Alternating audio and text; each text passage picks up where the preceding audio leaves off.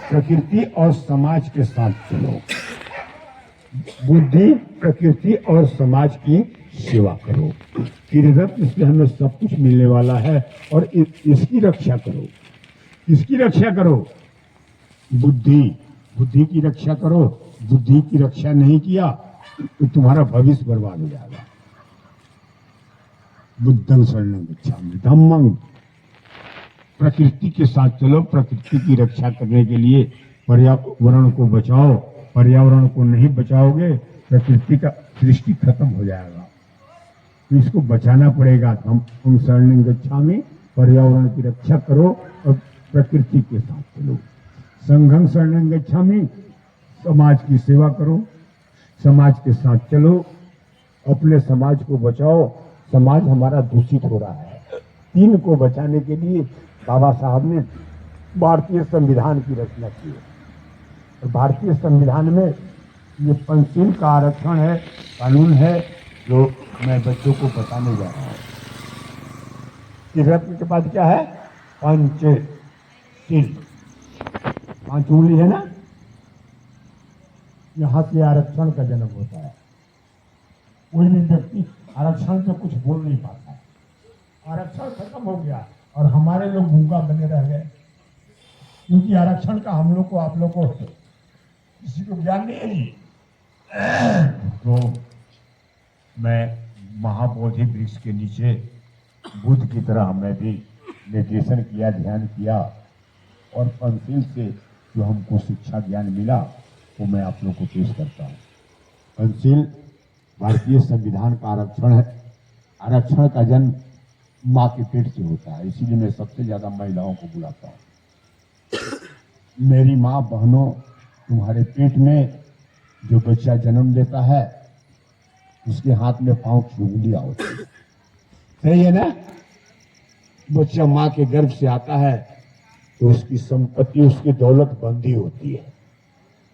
कोई बच्चा जन्म लेता है तो मुट्ठी बंद रहता है ना, सही है ना? दिखा मैं जी। सबसे मेन बात बोलते, कोई आया स्टेज पे, बड़े से बड़े डॉक्टर बाबा साहब आम्बेडकर, गौतम बुद्ध का जन्म तारीख, गौतम बुद्ध का नाम आया, शांति, शांति का मार्ग, शांति का मार्ग। सिर्फ इतना, इतनी डीपली और वीक पॉइंट पकड़े आप अपने धम्म में। बाबा साहब का और गौतम बुद्ध का ज्ञान थोड़ा बहुत सबको है। जो वीक पॉइंट है अपने समाज का, क्या कर रहे, समाज कहाँ जा रहा, वो आपने पकड़ी। अभी तक लाइफ में फर्स्ट बार देखा मैं। बहुत प्रोग्राम देखा, बहुत इसमें डीपली गया मैं, बड़े से बड़े प्रोग्राम में जाके देखा, लेकिन कहाँ पर भी इतना वीक और सबसे मेन पॉइंट कोई नहीं पकड़ा जितना आपने यहाँ पर आके मेरे गांव में हमारे छोटे बच्चों को दिया। आपने भी सर एक बात नोटिस करी कि आप जो गए उनका कुछ नहीं हो सकता, जो अभी जो है आने वाली पीढ़ी उनको पकड़े। वो भी बात मेरे को बहुत अच्छी लगी। आपका आने के लिए शुक्रिया मेरे गांव में, मेरे समाज को। और अपना धम्म परिवर्तन, मतलब सम्राट अशोक का कलिंग युद्ध के बाद जैसे हृदय परिवर्तन हुआ वैसा ही है। और जो आपने इसके बारे में बोले, व्यसन के बारे में, और सबसे ज़रूरी बात बच्चों के आगे का फ्यूचर के बारे में, मोबाइल के बारे में, वो सब एक पॉइंट है, वीक पॉइंट जो आपने नोटिस करी। सब गांव में जाके वहाँ से घूम के आप ग्राउंड लेवल पे आपने काम करा, वो आपके बातों में, आपके जो इसमें सब यहाँ पर दिख गया। आपने जो मेन पॉइंट पकड़े यहाँ पर आके, क्या गलत हो रहा अपने समाज में, धम्म में, अपना धम्म कहाँ पीछे रह गया, उनमें और अपने हम अपने धम्म में क्या फ़र्क है, क्या अंतर है, क्यों अपन पीछे जा रहे, वो आपने सटीक एक नंबर से आपने उसको नोटिस करके पकड़ के हमारे गांव में आके हमारे समाज को जो प्रबोधन दिया, उसके लिए आपका शुक्रिया। बहुत बहुत साधुवाद आपको। वाह, बहुत। हाँ बोलिए बोलिए, कार्यक्रम कैसा लगा उस पर 2 शब्द बोलिए। भंतीजीने सांगितल्याप्रमाणे आपल्या लेकरावर जास्तीत जास्त आपल्याला लक्ष दिले पाहिजे। आपले लेकरं काय करायलेत ह्याच्यावर आपलं पूर्ण लक्ष राहिलं पाहिजे। शाळेत चाललेत, अभ्यास करालेत। आता एवढे लेकर आहे शाळेमधले, एकाने काही प्रश्नाचं चांगलं उत्तर दिलं नाही, त्याच्यामुळं आपण हसल्या पण ते आपल्याला मनामध्ये किती लागले, प्रत्येकाच्या मनामध्ये लागले, माझ्या मनामध्ये लागले, सगळ्यांच्याच मनामध्ये लागले. जर आपण लेकरावर लक्ष दिल्या असत्या तर आपल्याला एवढी टाईम आलीच नसती. आणि एकतर म्हणजे आपण किती जरी सांगितलं तर आपले लेकरं ऐकणार, हे बी खरं आहे. पण जेवढं झाले तेवढं लेकराला मोबाईल देणं हे चुकीचं आहे, सगळं चुकीचं आहे. जे आपल्याला योग्य वाटलं ते तेवढंच करायला पाहिजे. लेकरं बी ऐकणार, त्याच्यामध्ये आपला बी दोष आहे. आपण जेव्हा मोबाईल मागितल्या तेव्हा मोबाईल घेऊन देता, जे जे ते ऐकना गेले ते दुर्लक्ष करून आपण सोडून टाकता, हे आपली बी चूक आहे. आपण पूर्णपणे लेकरावर लक्ष दिले पाहिजे, काय करायले काय नाही. आणि जे ठीक है, बहुत अच्छा, बहुत अच्छा, बहुत अच्छा. बघा भंतेजीने आपल्याला खूप मराठीमध्ये बोलतो. अच्छा, बोलो बोलो. भंतेजीने आपल्याला खूप चांगल्या पद्धतीने आपल्याला धम्माचं प्रवचन दिलेले आहे आणि चांगल्या पद्धतीने सांगितलेले आहे. त्यांनी आपण आपल्या मुलांना जर लक्ष देऊन त्यांना चांगल्या वळणावर जरी चालवलं तरी आपली समोर येणारी पिढी ही चांगल्या पद्धतीने चांगल्या वळणावर जाणार आहे. आणि आपल्या गौतम बुद्ध आणि बाबासाहेब यांच्या तत्वाचे थोडे जरी आपण अभ्यास केला, त्यांचं जरी चांगल्या पद्धतीने हे केलं तरी आपण चांगल्या वळणावर जाऊ शकतो. बहुत अच्छा बोल. हिंदी में बोलिए. बंटी जी ने हम लोगों को बहुत अच्छा प्रवचन दिए हैं और अपने बच्चों को कैसा पढ़ाना, उनके भविष्य के बारे में कैसा सोचना और उनके भविष्य के लिए क्या करना चाहिए, उनको कौन से बहुत अच्छा, बैठिए. नमो बुद्धाय. वाह, बहुत अच्छा. मैं अभी पोस्ट ग्रेजुएशन पढ़ रहा हूँ, तो सभी को मैं अभी अपना कार्यक्रम शुरू से और अंत तक क्या हुआ वो बताऊंगा. बाद में मेरे दिल में जो आया वो बताऊंगा. बहुत अच्छा, बहुत तो अच्छा. सभी जन यहाँ पे अपन एक साथ बंटी जी आए बोल के अपन एक साथ बैठे. तो अभी बंटी जी ने आप सभी को ऐसा प्रवचन दिया कि धम्म का ज्ञान दिया और अपने जो अपन धम्म वंदना त्रिशरण पंचशिला और अष्टकथा जो बोलते उसका विस्तारित रूप में आपको अर्थ बताया कि जो अपनी वंदना है, वंदना का क्या अर्थ है, स्पष्ट रीत्या अपने को उन्होंने समझा है कि अपने को ऐसा बनना है कि जैसे अपन में अतदीप भव, यानी अपन को स्वयं सर थोड़ा कोई बात नहीं. हिंदी अच्छा, ज़्यादा ये नहीं होता. अच्छा बोल रहे हैं आप. तो बोलते जाइए, डरिए नहीं. खुद अपन को जैसा मेणबत्ती खुद को प्रज्वलित करती है वैसा अपने को प्रज्वलित करना है.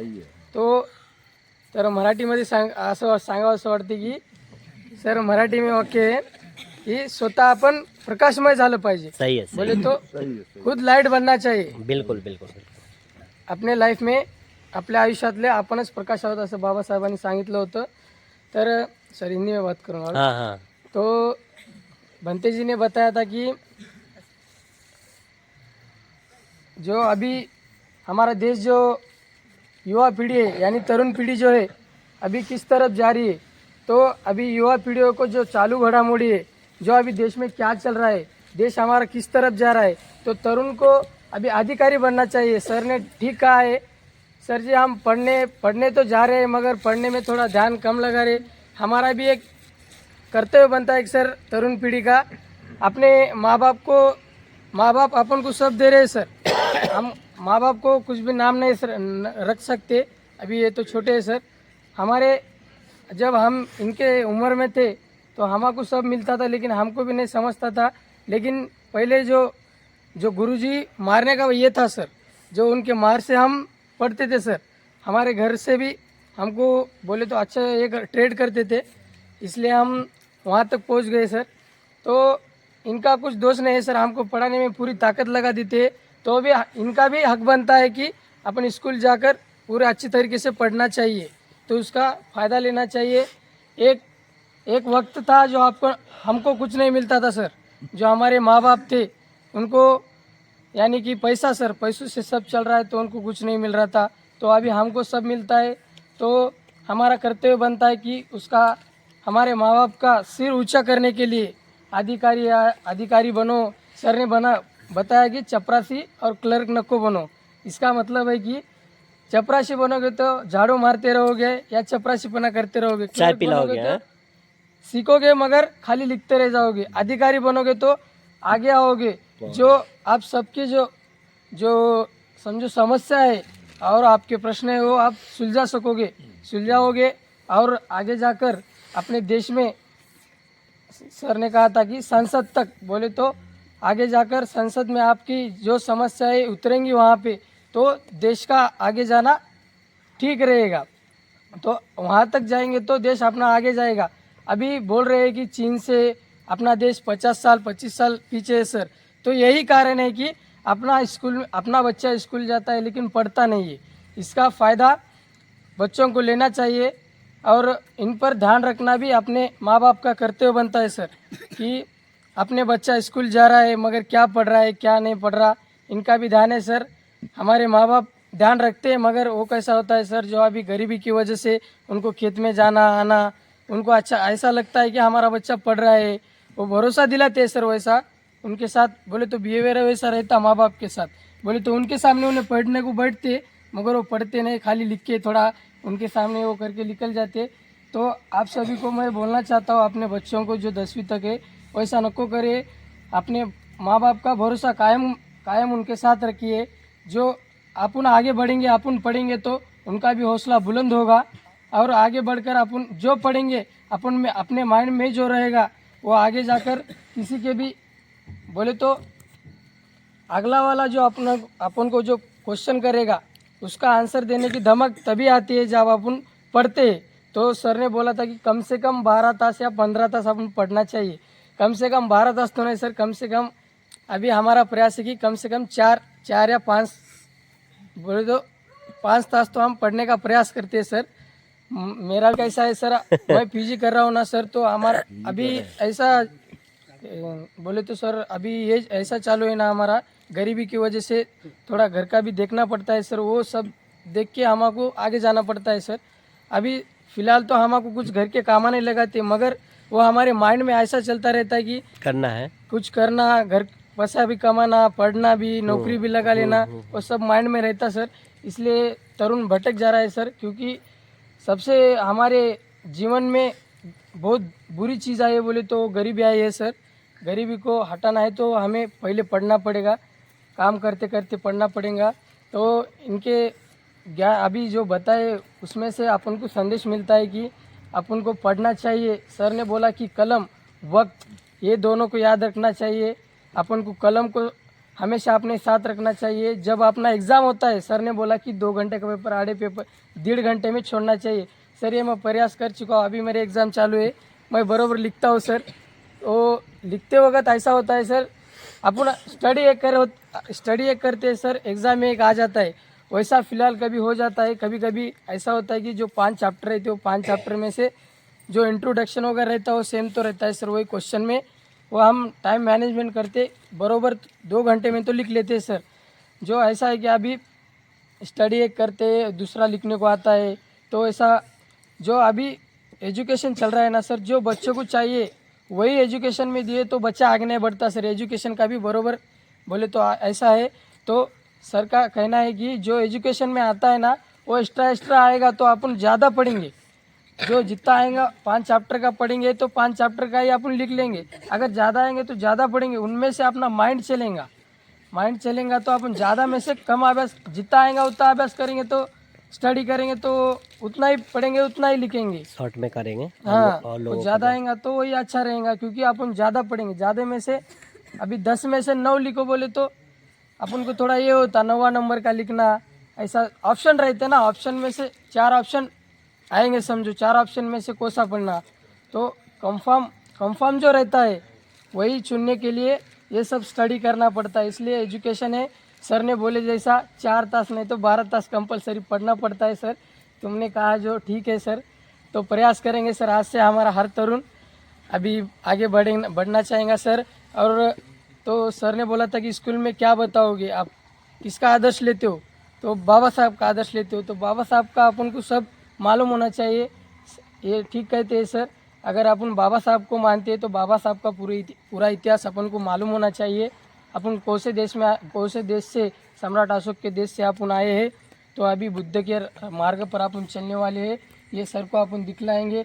अगले सर आप बिहार के रहने वाले हो, लेकिन आगे चलकर हमारे धर्माबाद तालुके में से कोई तो बच्चा आपको अधिकारी बने से दिखेगा सर। इताले में से तो कोई ना कोई एक तो बच्चा अब तक मिलेगा सर। यही दरखास्त करता हूँ कि हमारे 80 घर है ना सर, 80 घर में से एक तो अधिकारी बनेगा। साधु साधु साधु साधु। तुम्हारे जो विचार है हमारे में मिल गए हैं सर, वो विचारों को हम मजबूत बनाएंगे सर। हमारा तरुण तुम्हारे विचारों से मजबूत हो गया है सर। इतना ही बात करता हूँ और सभी को धन्यवाद। जय भीम, नमो बुद्धाय। साधु साधु साधु। जय भीम जय भीम। आज दिनांक 17/12/2025 आपल्याला जे मार्गदर्शन देण्यासाठी आलेले ते इथले नाही तर ते बिहार इथून आलेले आहे. त्यांनी कशासाठी आलं आणि कोणतं मार्गदर्शन दिलं याचं कमीत कमी विद्यार्थी आणि या छोट्या छोट्या विद्यार्थ्यांनी आणि कॉलेज कुमारांनी लक्षात घ्यावं की त्यांनी आपल्याला बिहारहून कोणतं मार्गदर्शन देण्यात आलं आणि आपण काय करालो आणि आपण काय शिकालो याचं थोडं भान ठेवावं. आणि भान ठेवून आपण जे बौद्ध धर्माचा अभ्यास करतो, डॉक्टर बाबासाहेब विषयी बोलतो, थोडक्यात त्यांची जीवन जिथे जन्मले ते तिथलं तरी ध्यान राहावं. मृत्यू कुठे झाले, कुठे धम्मदीक्षा घेतली हे तरी कमीत कमी ध्यानात राहावं. तरी त्या सर्व विद्यार्थ्यांना, कॉलेजच्या विद्यार्थ्यांना मी अशी विनंती करतो की त्यांनी चांगल्या प्रकारे शिकावं आणि चांगल्या प्रकारे आईबापाचं नाव कमावणं ही माझी एवढीच विनंती. आणि आमचा सप्रेम साधु साधु साधु साधु। वंदना घेतो मी जी यांच्यासमोर. जी मंगलो के अध्यक्ष हमारे भंती जी बिहार बोध गया से आए सो सर। मैं पढ़ा 99 में मेरी 10वीं हो गई और 98 में मेरा बीए फाइनल ईयर कम होगा बोल तो नहीं होगा क्योंकि हमारी खानदानी में गरीबी बहुत ज़्यादा थी।